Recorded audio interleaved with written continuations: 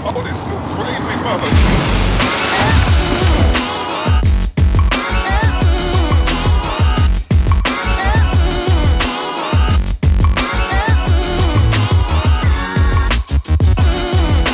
As you can see, I have spent a pretty penny to get all of the materials for us to get ready to paint the stupid FRS. I say it's stupid, but I honestly hold it near and dear to my heart.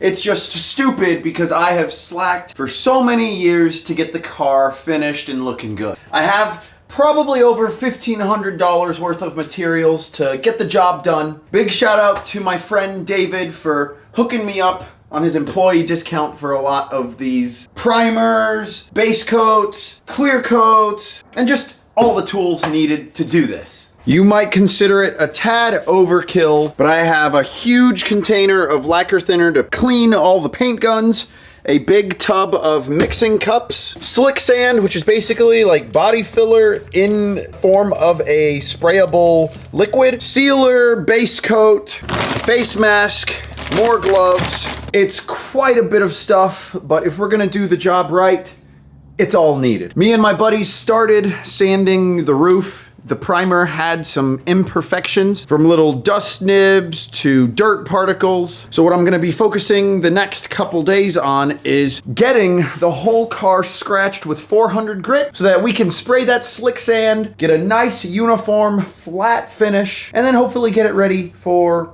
the color. Sounds easy, but there's a lot more to it because we're gonna be spraying sealer and then base and clear. So there's a lot of work needing to be done. Not so much time for me to be talking, but to be working in all honesty, especially working around the Christmas holiday.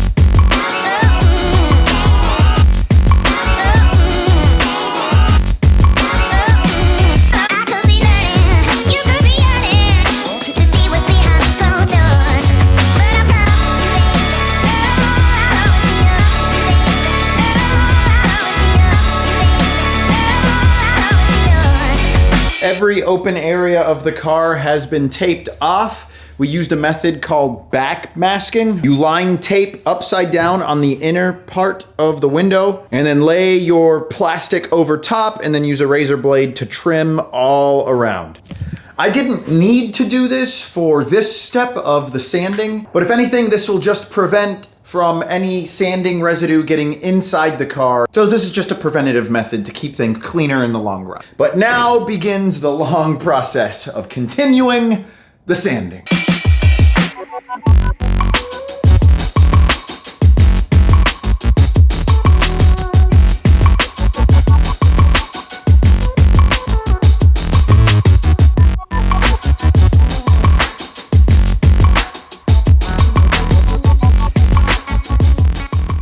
So after about 8 hours of work, I've 320 grit sanded the whole car, the side skirts, the fenders, and all that's really left is the front and rear bumpers. But it just so happens, since we are operating in a little tight, small garage, I got my bumpers up on the rafters. So let me go ahead and engage these boys in four-wheel drive, and we'll use the lift to help us get up there.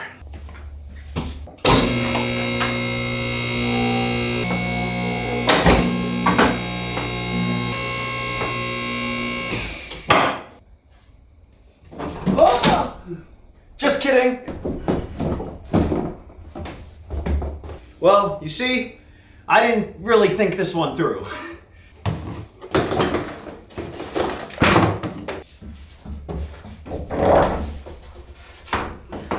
Whew. Boy, is she dusty.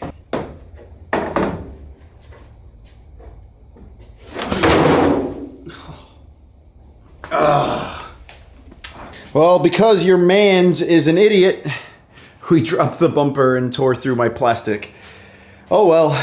So I have a newfound appreciation for all you guys that do this for a living, because good Lord, I'm sick of it. But complaining isn't going to do anything, but I need more time. Traveling out to Ohio for Christmas, and between working full-time and trying to do stuff in the garage, it just takes time. Okay, fast forward a few weeks. I have a little bit of an update on the FRS. Nothing crazy, it's just I've had to come up with a way to get a paint booth set up in the garage. We only have about 360, I think, square feet to work with. So to get the airflow and filtration down, had to get a little creative, and this is what I've done so far. I placed some PVC pipe across the lengths of the garage so that we can drop plastic up and over and create our own little paint booth. I zip tied some fans to my PVC structure up front so we can have air being pulled in through the top, up and over the car, and then out the back of the garage. I'll ensure to have plastic all through here so we don't have to worry about overspray, and we can control the amount of overspray by getting it pushed through and out of the garage. But since there is so much sanding that's still needing to be done, I don't want to set up the booth because then we'll just have dust in our little makeshift paint booth. So I've pretty much been spending the majority of my time